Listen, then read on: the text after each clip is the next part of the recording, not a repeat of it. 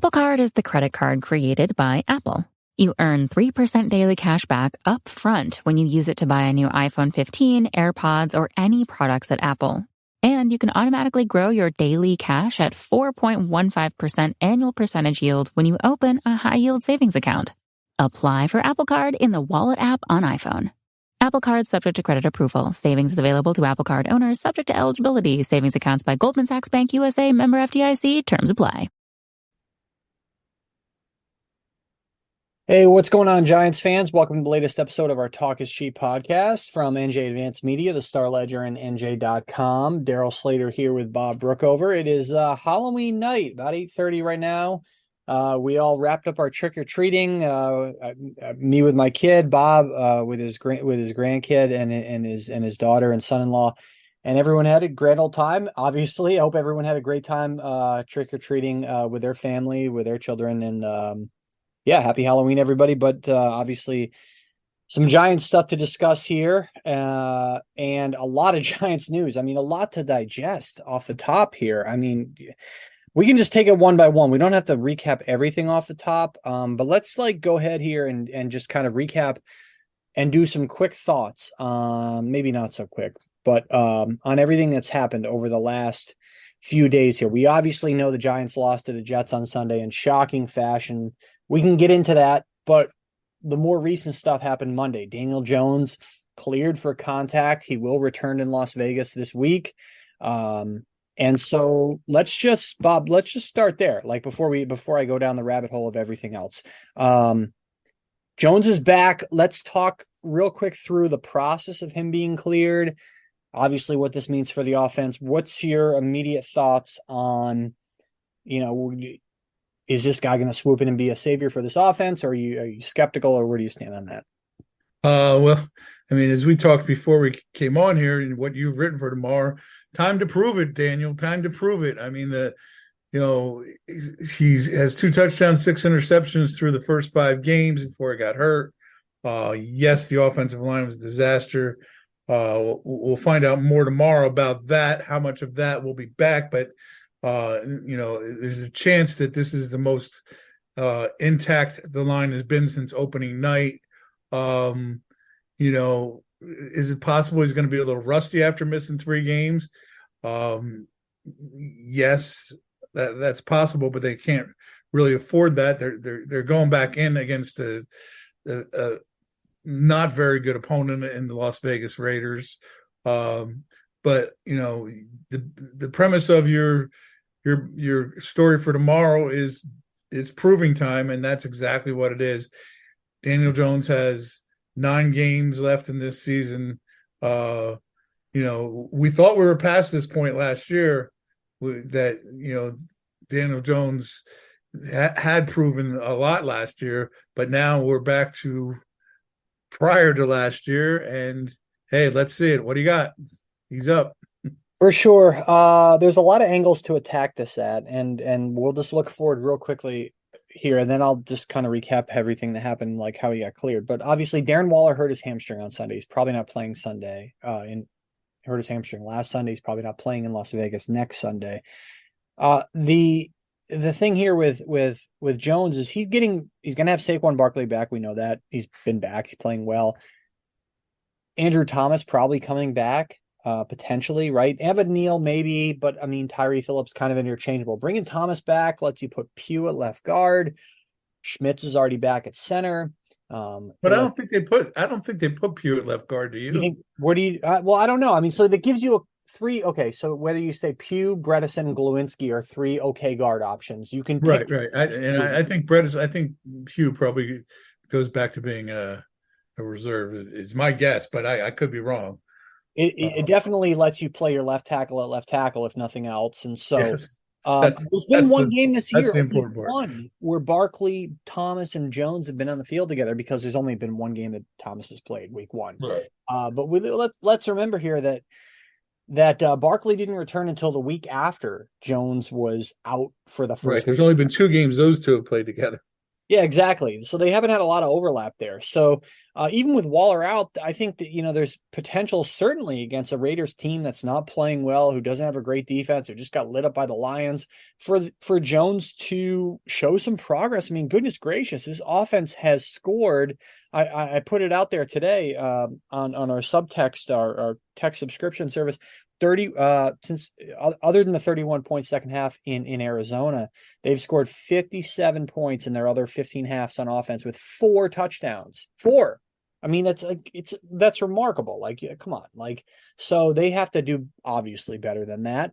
So that is the bar for Daniel Jones. And hovering over all of this is the fact that he has not only a 2-year contract essentially, but that the Giants are currently 2-6 and 4th in the draft order. And they traded away Leonard Williams and got a 2nd-round pick, an extra 2nd-rounder that they could maybe use as ammo to move up in the draft next year to get a quarterback, right? So if they're like sitting at number, let's just call it for argument's sake, number 6 or something like that, or 5, they could use that to move up a couple spots to get like Drake May. I'm just putting it out there. I mean, it's possible. Sure. So that's all hovering over all this. Sure. I mean, and of course, Daniel Jones is probably tied in, which isn't the worst situation in the world. Okay, we keep Daniel Jones because he's making, we're paying him so much money next year, but it gives you a chance to ease in a young guy, rather than just throw him right into the fire. I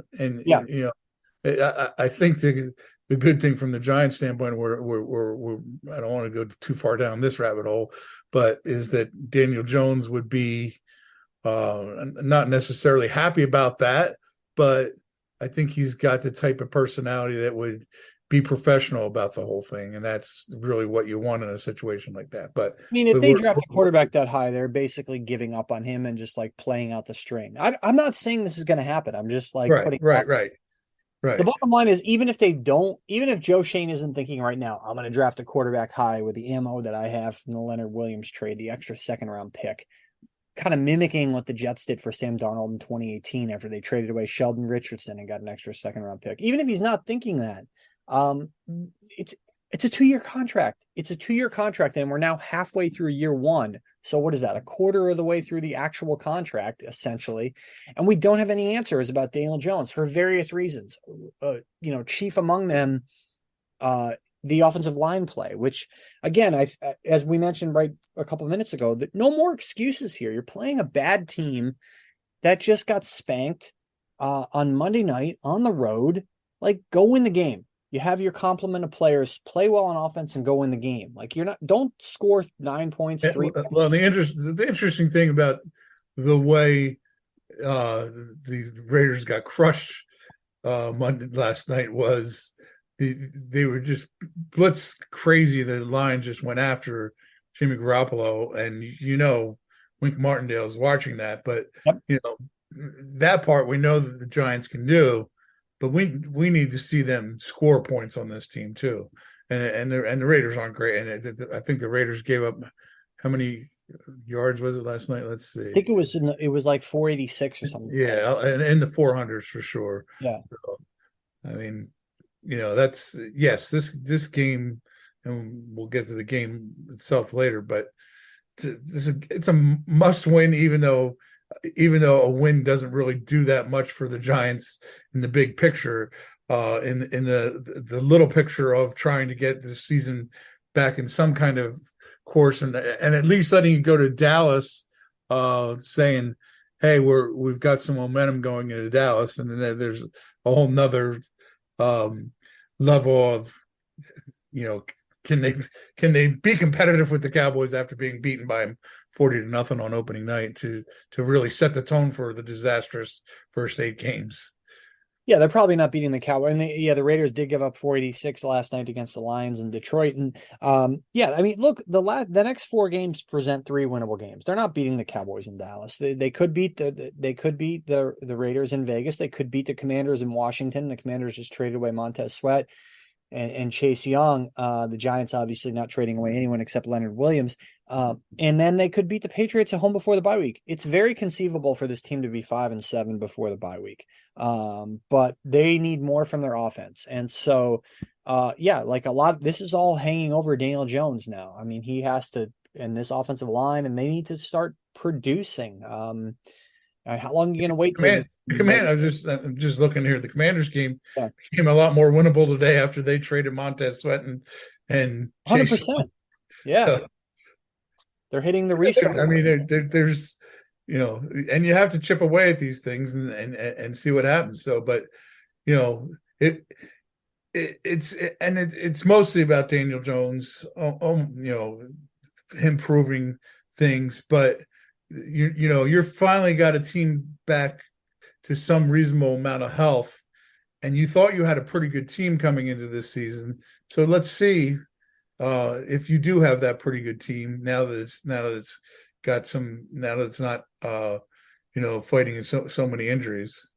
Yeah, and it's about salvaging respectability at this point. The Giants are not making the playoffs. I mean, they're 2-6. They would have to finish 7-2 at worst to go 9-8 to even be in the conversation. 9-8 may not even be enough. They're not going 7-2. They have to play the Eagles twice. They have to play the Cowboys once. Like, I think any reasonable person would say they lose all three of those games based on what we've seen so far. So, but it's about, young players showing progress, which we'll get into. It's chiefly about Jones, and can he show this GM who didn't draft him enough, where Joe Shane thinks like, okay, I want to maybe roll this guy past even this year or even next year. And so, rewinding real quickly to the Jones clearance thing, I know that became an issue yesterday before an avalanche of news came out, but basically lending some clarity here to the situation. The Giants obviously listed, it's a lot of moving pieces here, so we'll try to make it as simple as possible. The Giants listed Jones as questionable going into the Commanders game, and they gave him a exam about an hour and a half after they gave him that injury designation. And then in that exam, he was not cleared for contact. So basically at that point, the questionable thing was moot. He's not playing. Going into the week against the Jets, they gave him an exam at some point before their first practice on Wednesday, and they decided, he's not cleared for contact yet. And at that point, they essentially just said, we're rolling forward with Tyrod Taylor here. And they did not give him an exam on that Friday. And the thinking there was that a Friday exam at that point would have been a moot point.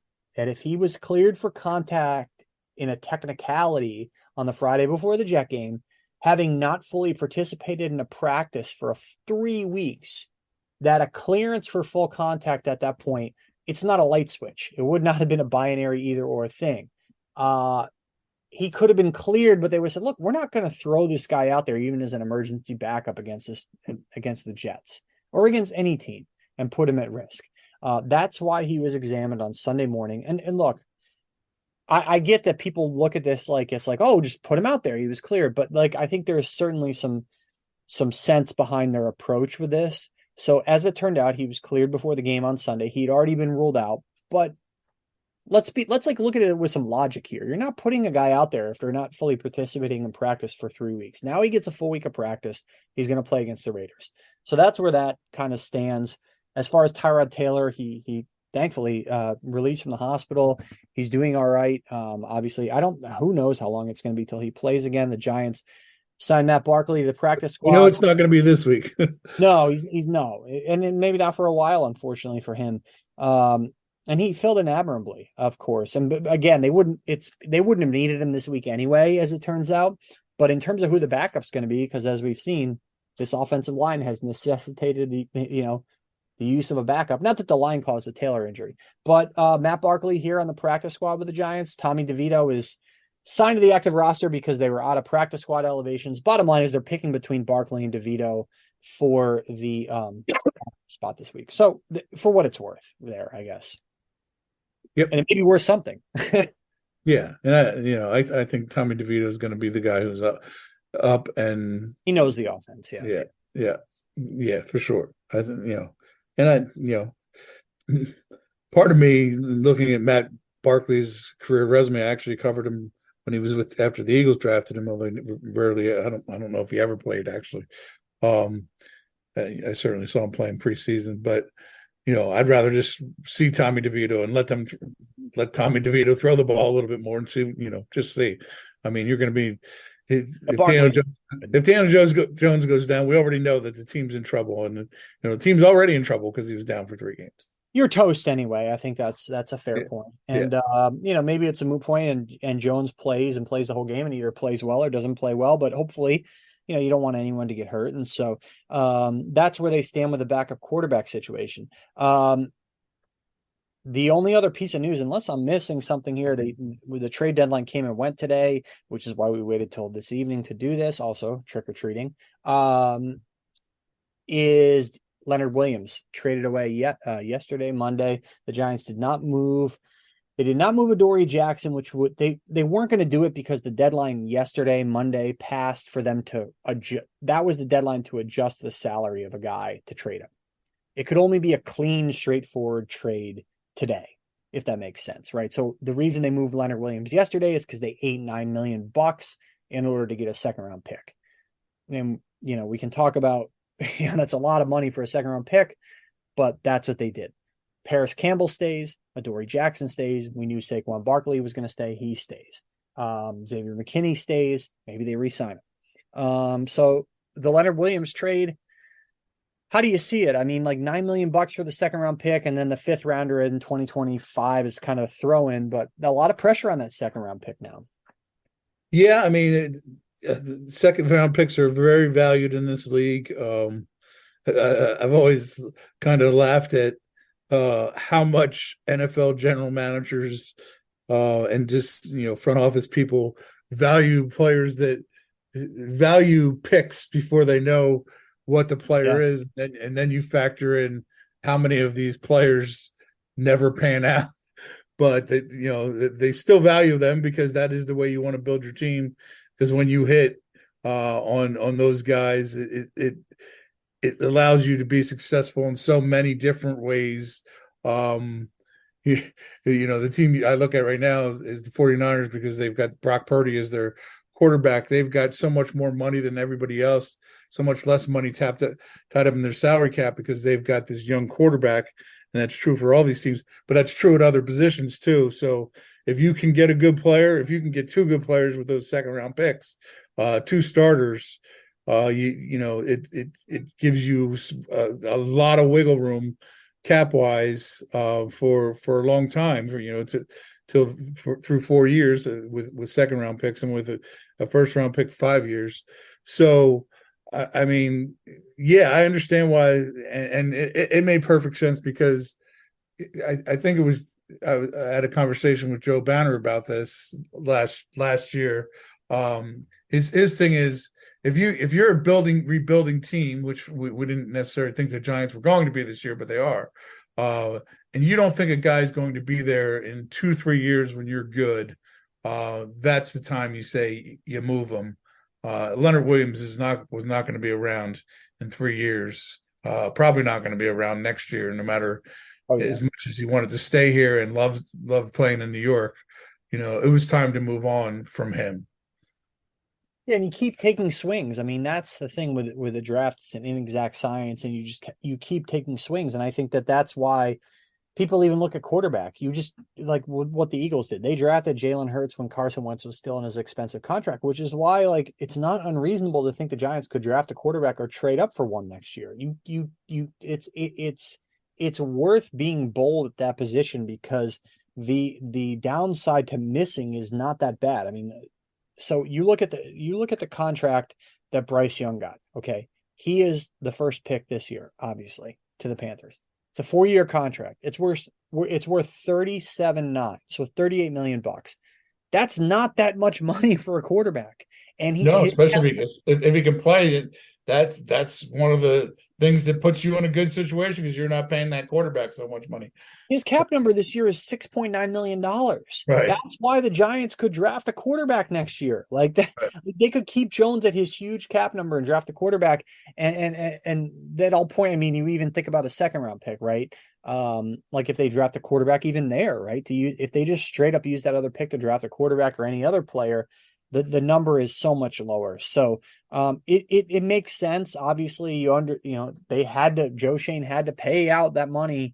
Leonard Williams is a pending free agent who's going to be 30 years old next year. And his salary was $18 million. The back half of it was $10 million for the rest of this year. There's no way Seattle was going to eat the whole thing. As it turns out, the Giants ate all of it, literally every single dollar they could eat because Seattle's paying them the minimum. So I think for Shane, it was less about getting cap space. I think people get obsessed with the cap space thing right now. They don't care about that. Who are they signing right now? It's about getting a pick. Yes. This is a You GM. care about that if you're a good team and you need to add some pieces at this time of year, but that's not where the Giants are.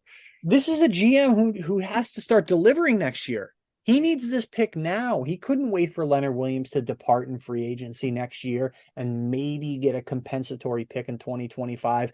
And that would even depend on how many big swings the Giants land in free agency next year, which balances out the departures, right? Right. So, and typically, even when it turns out in your favor, it's no higher than a third round pick. So it can only be up. The third round pick is a max or a comp pick. And so right. I get it. I totally get it. I think it makes a lot of sense. Now, what does he do with the pick? Because we've seen this before where GMs have acquired. Let's go back to Dave Gettleman trading back from number 11, passing on, by the way, Micah Parsons, future Hall of Famer, and moving back, and he got Kadarius Toney with that pick. Okay, bust.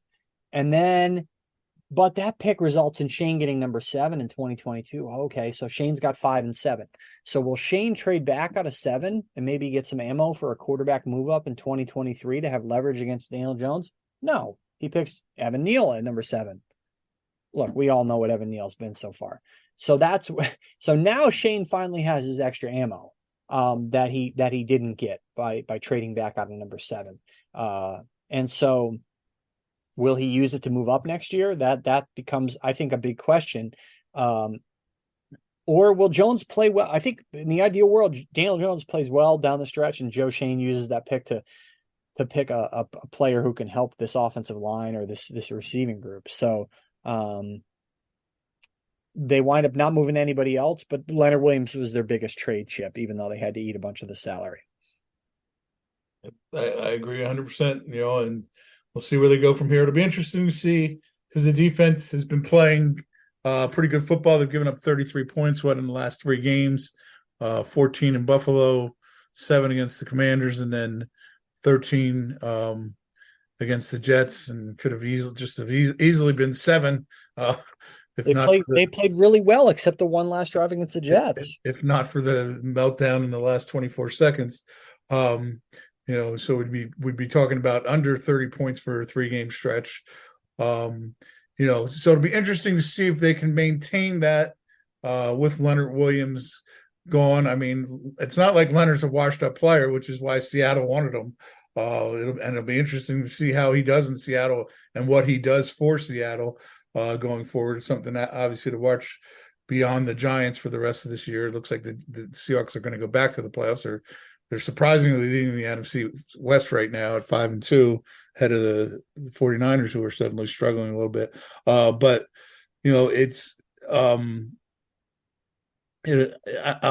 be interested also to see how they fill for Leonard Williams. Do they put in the 2 veteran guys they signed as free agents, Sean Robinson and Raheem Nunez-Roches, or do they start giving DJ Davidson, who in his small sample size has actually played pretty well, and see what they got from him? He's had some injury problems towards ACL last year, missed a game with a little knee problems earlier this year, and you really haven't even looked at Jordan Riley yet. Do you start taking some bigger looks at those? Neither one of them they're both lower round draft picks, but there have certainly been lower round draft picks in this league who have gone on to be really good players. Personally, I'd rather see him start looking at those 2 young guys, and especially Davidson, I think, because he has flashed a little bit of small sample size. But it'll be interesting to see how they do fill the hole that Leonard Williams left. And it'll also be interesting to see if it impacts Dexter Lawrence, who we should mention had 15 pressures against the Jets. He's unbelievable. He's so good. He's right? So good. And I don't know if the team's already doubled and triple team him, so I don't know if you can give any more attention to him, but certainly Leonard Williams required some attention too when he was along that defensive front. And so it will be interesting. And we both know that Leonard and Dexter were very close. So I'm sure that was a rough day for Dex to see his good buddy go. For sure. I mean, a great player who, that's a great point about the attention being drawn away from him. We know Leonard is what he is as a pass rusher, which is a pretty darn effective one, not an elite one, but certainly a guy who's more proven than DJ Davidson or Jordan Riley. The last scene of Leonard Williams that I'll remember is him leaving. So Dexter Lawrence had just talked to us in the locker room. Leonard didn't talk to us on Sunday. I guess we could have approached him, but he was leaving. And Lawrence laid out how pissed he was and how frustrated he was, how much he hates losing and wants to turn this around. And he finished dressing, and then he waits by the door, and he turns around and he waits for his friend, his good buddy Leonard Williams, to like walk out together. I mean, these guys are super close. Their significant others are very close. You talk about the bond that they have. I think this is really going to be hard for Dexter Lawrence off the field, and as you mentioned, on the field as well. He's having a great year. I think he's an outstanding player, and he's great enough to overcome this. But Jordan Riley's only played in 2 games, 17 defensive snaps in week 1, 7 in week 6 in Buffalo. DJ Davidson, torn ACL, so he had a truncated year last year, but this year he's only done, I'm looking at his defensive snap count, 17, 19, 19, 13, 6, 7. He's barely playing. I would think that those guys would or should at least get more snaps. Ashawn Robinson, like, okay, come on. Like, he's not part of your future. Raheem Nunez-Roches perhaps more so, but based on the contract he got. But we did a story, you and I and Andy Vasquez last week about like the Jets and Giants. And okay, like I get people don't want to talk about how they compare to the Jets, fine. But some of the analysts we talked to said, who are the foundational players for this Giant team, right? Dexter Lawrence, Andrew Thomas. Who else? Right? Like, so like, to me, like, what you have in Dexter Lawrence, but you need to figure out, and this kind of dovetails into what you were talking about before we got on the air here. Where do you see the potential foundational players? I would think more so on this defense, right? I definitely think it's more so on the defense. I think, their biggest defensive signing in the offseason was Bobby Okereke, and I think he's proven to be a very significant upgrade over what they had before at the inside linebacker position. I think, I think he's made Micah McFadden better at the other inside linebacker spot too. And they're both young enough that they can continue to be ascending players going forward here. So that, to me, he's become a foundational player. Maybe certainly the most interesting player and interesting season of any player on that defense having so far is Kayvon Thibodeau, who, was in the middle of this thing with Carl Banks last week, defending him on the radio. He goes out and has 3 sacks. He's now tied for third in the league with 8.5 sacks. He's on pace to have 18 sacks in his second NFL season at 22 years old. Even before that, he was on pace to have 14 sacks. And I looked this up yesterday. Michael Strahan, a Hall of Fame giant, didn't have 14 sacks, didn't have double-digit sacks till his 5th year in the NFL, and he only had 18 sacks or more twice in his career. So, everybody's down on Kayvon Thibodeau, and he's had issues. If you look at Pro Football Focus's grades on him, he's had issues against the run. But he is, I don't know how anybody can look at somebody who's on pace to have 18 sacks and say, he's having a horrible year. I mean, that Jet game was by far his best game by any metric. I mean, PFF had him with a 91 overall grade. He was actually 90 against the run and 86 in pass rush. But like, just look at his straight up numbers and pressures the last 3 weeks. 6 against Buffalo. These are pressures. 6 against Buffalo, 5 against Washington, 3 against the Jets, and all of those were sacks. 2 of the 5 against Washington were sacks. 5 sacks the last 2 weeks, 8 pressures. Throw in the Buffalo game, he's got 14 pressures the last 3 weeks. The grades pass rush wise, 86 last week, great. 65 and 60 the previous 2 weeks, not bad, but the raw numbers are outstanding. So he is trending. He's right. And doing better. I wrote about tomorrow for how the defense, is the reason to be the biggest reason to have some optimism about this team and hope for the future with this team. And a lot of their success has coincided with Kayvon's level of just rising in recent weeks. I think it's also a matter of opportunities. So, like, let's look at, like, if you look at PFF, they do say what you will about their grades. They do a really good job of tracking when a guy is playing run defense or pass rush. I mean, that's totally objective stuff. So Kayvon Thibodeau played 62 snaps against the Jets. I'm looking at this right now. He played 18 snaps in run defense and 40 in pass rush, 4 in coverage. So that's a pretty significant heavy pass rush ratio, right? So he's getting more swings in pass rush, taking advantage of them. Previous week, Washington threw the ball a bunch. He played 68 snaps, 19 in run defense, 39 in pass rush, 10 in coverage. Okay, so like you almost set aside the coverage, but you're looking at a ratio that is starting to trend more to him getting last couple weeks more swings. But like, why is that? Well, it's because the games are closer as part of it, right? Teams are having to like throw the ball more, and this is something Thibodeau did a pretty good job of explaining when I talked to him earlier this year. He didn't really say it in like a way that could be like it making excuses or like over the top, like kind of Evan Neal did, and saying fans don't know what the hell they're talking about. Right. Like he kind of tried to lay it out there in a more thoughtful way about like people need to understand that it's about opportunities, and yes, so like let's see here. Okay, so let's see if they play a close game in Vegas and Jimmy Garoppolo has to throw the ball, and this blitz vulnerable Raider offense.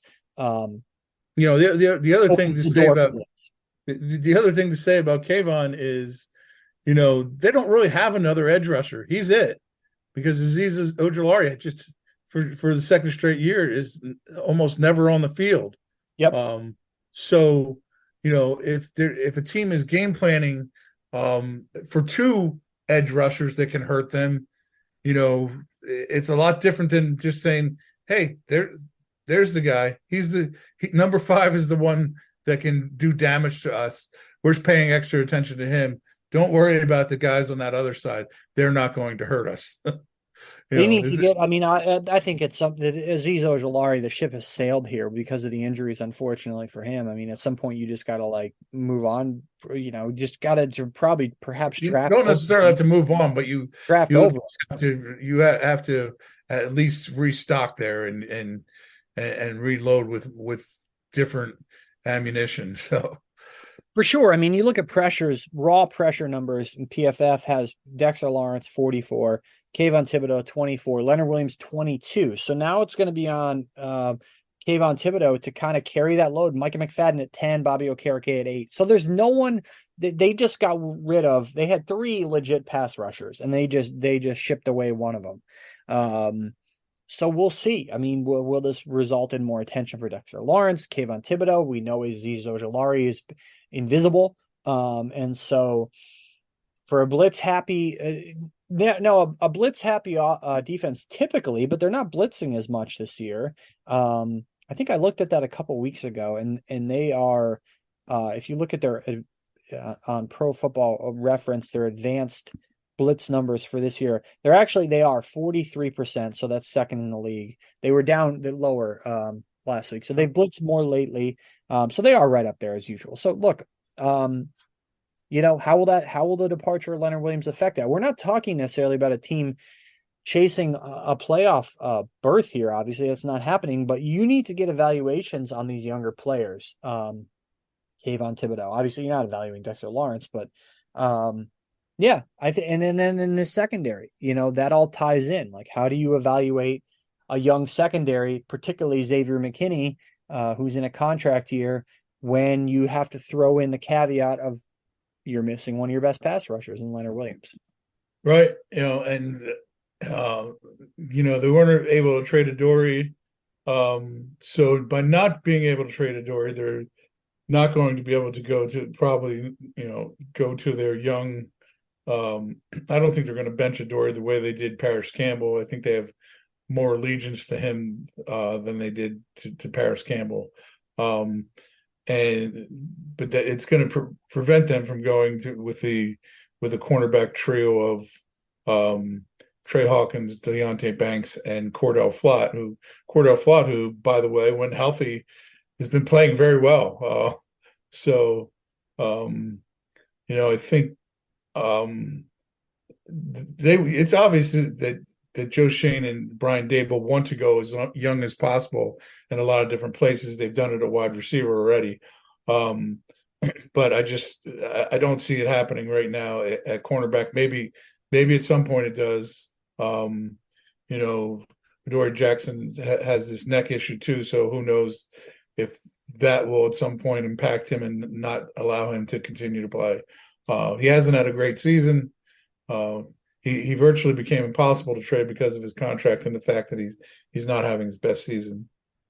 And the injury for sure. And look, Banks did not play great last week. I mean, he gave up 100 yards a week before against Washington. He gave up 96. I know he had the big tackle against Washington and they won the game. Big, that was big. He did not play well last week. 13 targets, 7 catches, 100 yards, 47 coverage grade in PFF. So Banks really wanted another piece of Garrett Wilson, who got the better of him, not that many moons ago, 2019, when they were freshmen in the Big Ten, and it did not work out in Deontay Banks' favor there. And then just kind of looking up the as we're talking here, looking up the coverage. I'll have to look that up but look, Banks is obviously going to be around. We know that. It's not like he's going anywhere. So let's see coverage versus matchups in that last game.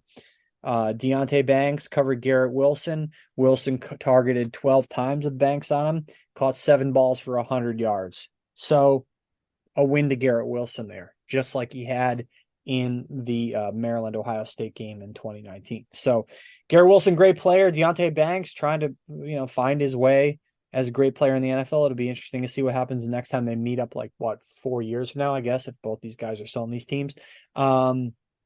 But a lot, Deontay Banks still a lot to prove the rest of this year. I mean, they need him to be their number 1 corner next year. It's not going to be Adoree Jackson. We know that for sure. They're going to surely let him walk. And I think that's going to be one of the many fascinating evaluations to watch for the rest of this season. As you look at this the young players that you're looking at on a 2-6 team, then that's what it's become about, figuring out who is going to be part of your future, whether it's the top line. I mean, obviously Banks will be, but we talked about some of the lower level, mid-level guys like Micah McFadden, who's played well. Are these guys going to be part of your future? Xavier McKinney, a high-profile guy who's in a contract year, is he going to be part of your future? So I think that's what it boils down to for the rest of this year, because and I think too, we haven't even touched on this, and let's go right into it now. Brian Dable, we touched on it at the top. The way they lost that game, Steve Politi, our columnist, wrote that Brian Dable's lost his mojo. Didn't go for it on 4th and 1 in the first half. Inexcusable to me to go for the 47-yard field goal instead of going for it.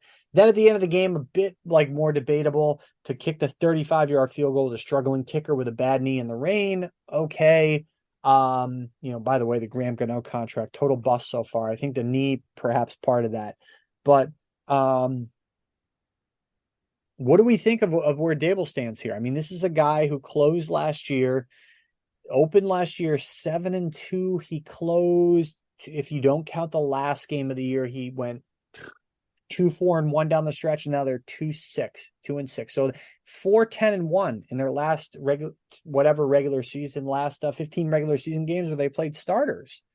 Not great. Yeah, no, and he also opened last year by getting a touchdown and deciding to go for a 2-point conversion for a win, which told you is aggressive. And that, and maybe it's because he didn't have a starting quarterback. Maybe because he's lost complete trust in his offensive line. Understandable things, both. But you know what? When you're 2-5, go for it. Just go for it and let the chips fall where they may. I mean, he has had a lot of experiences too where, he went for it a 4th and 1. They tried to tush push in the Seattle game on the first drive of the game. Not only doesn't get the first down, but also John Michael Schmitz, his rookie center, goes down for 3 games. Daniel Bellinger was also hurt and left in that game. So like so much has gone wrong. There's a great going back and watching the game a little bit. I confess that I couldn't go back and watch as much as usual because after watching 38 punts in 60 minutes is not the most fun exercise in the world. But when Graham Gano missed that field goal, the look on Brian Dable's face was, how can he miss that? How can he miss that? It was just like anything that could go wrong did go wrong, and you kind of just got the feeling, oh, he missed that, and this is just they're going to pay for this. And they But did. And they did. they did on 229-yard completions with a offsides penalty on Thibodeau that allowed the clock to also stop. There were so many things that if they didn't happen, the Giants walk away with a 10-7 win that they would have been, as ugly as it would have been, they would have been really pleased to have. And oh yeah, and would be having a different conversation about being 3-5 and going into Vegas. And looking at the schedule that lies ahead, you'd be saying, hey, it's not entirely out of the question that this team gets to 9 wins and sneaks back into the playoffs. or at least that like some level conversation of is silly. respectability. They could have been, you could be looking at 6-6 to the bye instead of 5-7 at best case, right? If they win the game, which is, like, okay, like you got a lot of rallying to do, but like it just feels different. And you're right, it would feel different because they would have won a game where they played their third string quarterback for the last 2.5 quarters and they did not trust the guy. They literally would have tried to hold on by a thread, not trusting the guy to throw a single pass, which is, look, they signed Matt Barkley to the practice squad this week. They worked him out 2 weeks ago. Maybe they should have signed him if they didn't trust Tommy DeVito. I know hindsight is 2020 or whatever, the second guessing or whatever, but that's what we do, right? So like, Absolutely. I think that's why these GMs understand that part of the deal is having their decisions guessed, doubted, and so you don't trust a guy to throw a single pass, and you're just trying to hold on by a thread. And now they would have won the game for as many different things that happened if their defense hadn't choked late. A defense that had played great hadn't choked late. A kicker who has not played well this year had just made a 35-yard field goal. That was the first time in his Giants career he missed 2 kicks in the same game. It was a perfect storm, a disaster. And so it's so perfectly encapsulated this season. I mean, just an incredible choke job loss. I mean, it's just no other way to put it. I mean, they had a 96% chance of winning the game by the ESPN metrics when he lined up to make the kick. I mean, regardless of whether they went for it or kicked it or whatever. I mean, it's so hard to wrap your head around what was an absolutely unfathomable loss that would have us feeling a whole lot differently here. Again, they would have won the game with a third string quarterback, an undrafted rookie making his NFL regular season debut, who barely threw the ball. And they had to play him for the last 2.5 quarters, not for a drive, not for 2 drives, for 2.5 quarters. And the guy threw 1 pass in the second half. One attempted one. And he would have had the game-winning touchdown. It wasn't Hurricane Ida out there, folks, like, or whatever. I mean, Hurricane Sandy, it was raining a little bit, and so again, that's why it opens the door to second guessing for Joe Schoen. Like, why didn't you have Matt Barkley in here if you knew Tyrod Taylor was playing behind an offensive line that was a sieve? And look, again, the offensive line wasn't why he got hurt, but the offensive line was why your starter got hurt. And you're throwing an even crazier patchwork offensive line out there with Justin Pugh, for goodness sake, the left tackle. I'd argue that the offensive line wasn't blameless in that, Clay Tyrod got hurt. He was under immediate pressure, so he was running away from pressure. So maybe not exactly. Okay, so maybe he didn't take a hit, right? He went down at the end of a play. Right, but it was because he was running for his life. Fair, that's fair, and but you're right. We're just talking about a totally different tone at the midpoint, even though the team, you're talking about a team would be 3-5. They're not necessarily in the playoff hunt, but that is one of those losses that just feels very, very difficult to overcome for a team. And we know this Giants season was essentially already lost, but now it is just how you wonder how a team comes back from that. And there are 3 winnable games in the next 4, and this was a winnable game, and they won a winnable game the previous week against Washington with their backup quarterback. But The thing about winnable games for the Giants, though, is that also means they're losable. it uh, is. I mean, this is obviously a flawed could, roster that's had could a they lot. lose to the Raiders? Could the Raiders somehow play a good game at home? Yeah. These that, next three of these next four games, and really the next four, are enormous for Brian Dable.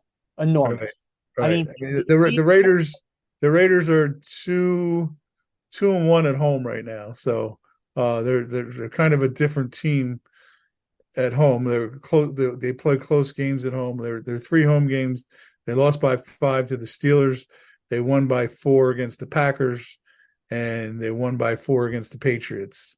So they're kind of a. And if you go look at them on the road, they've been they beat Denver on the road, got crushed by the Bills on the road, got beat by 7 by the Chargers on the road, crushed by the Bears on the road, crushed by the Lions on the road. So they're I mean, different. the last 2 weeks they got spanked by a brutal Bears team in Chicago. I don't care. I mean, in Chicago, I mean, 18 points they lost that game. Then they got destroyed in Detroit And don't forget it was the Bears backup quarterback too. yeah, they're set aside the Dallas game. I get it. You know, you don't want to, if you're John Mary, you don't want to lose 40-0 again, of course. But the Giants with Daniel Jones back, potentially Andrew Thomas back starting Sunday, they need much better showings in 3 of these next 4 games on offense. By the way, you have an offensive-minded head coach, remember. Otherwise, this guy is heading straight for the hot seat in 2024 because, again, I don't think they're going to I don't think they're I mean, I can't imagine they would fire another coach after 2 years. I think he gave himself a lot of rope and wiggle room with making the playoffs last year. But you're talking about an aging ownership duo who has seen so much failure since this team last won at the Super Bowl after the 2011 season. And now they thought they were past that, and maybe they're not. And I get that they accelerated a rebuild potentially last year by what they did, and maybe it was deceiving. Okay, maybe it was, false hope or whatever. But this false, like to be, I get you're losing to teams like the Niners and the Cowboys. Okay, but like you got to beat a bad Patriot team. You got to sweep the Commanders. You got to win in Vegas. Right? You have to win these games if you want to be even considered like a semi-competitive team. And so that's where things stand, because remember, again, Joe Judge's contract comes off the books after this year. So after next year, after 2024. So if they fire Brian Dable after 2024, they're not paying 3 coaches in 2025. They're paying 2. If they fire him after this year, they're paying 3 again. They don't want to do that. They don't want to have the optics of it. That is not the blueprint for a successful franchise. So I know people at 2-6 are like shrugging their shoulders and giving up on the Giants, but I think yes, for sure, for making the playoffs, of course. But like, to me, three of these next 4 games, I mean, you're not winning in Dallas. It's not happening. If you play it competitive, it's a victory. But if you can win in Vegas, you play it close in Dallas, and then you win the next 2 games, you're 5-7 going into the bye, you feel a little bit better. And I think out against the Packers, who weren't very good.